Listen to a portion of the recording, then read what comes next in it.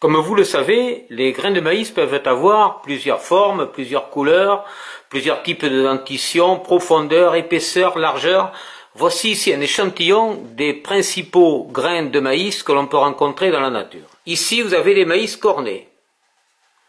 Les maïs cornés, ce sont les maïs du nord de la France.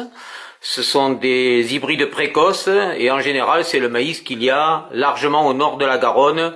C'est le maïs du bassin parisien. Le maïs du sud de la France, c'est le maïs denté. Ce maïs denté, c'est le maïs des plaines landaises, béarnaises, la vallée de Garonne, tout le sud-est. C'est un maïs à très fort niveau de rendement et surtout en irrigation. Vous avez ensuite une population qui est un cornet tropical. Ça, c'est un tropical. De très très gros grains, c'est généralement du maïs destiné à l'alimentation humaine. Vous avez ensuite une des plus anciennes populations européennes, qui est le maïs dit de Galicia, une population de Galicia. Ensuite, vous avez le blanc des Landes. Le blanc des Landes, qui est un maïs qui est très corné. Vous avez ici un autre cornet, c'est un cornet qui vient de la région des Asturies, en Espagne.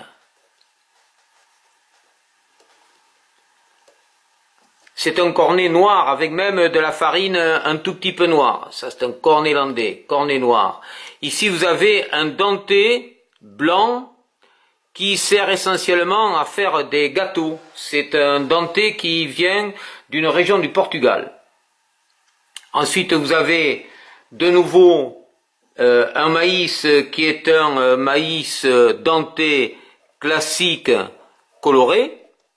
Ensuite, vous avez un maïs, c'est un maïs doux, le grain devient très fripé à partir du moment où il commence à sécher, c'est pour ça qu'on le consomme quand il est gros, quand il est gorgé d'eau.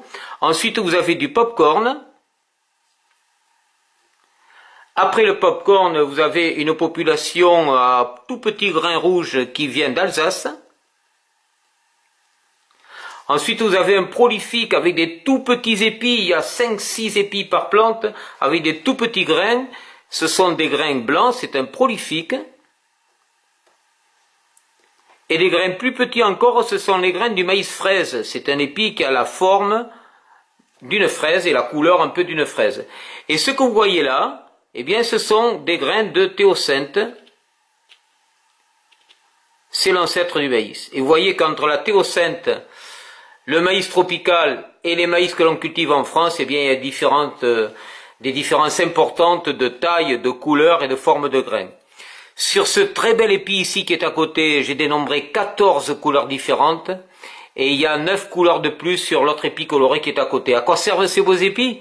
À rien, à faire joli simplement, c'est déjà pas mal.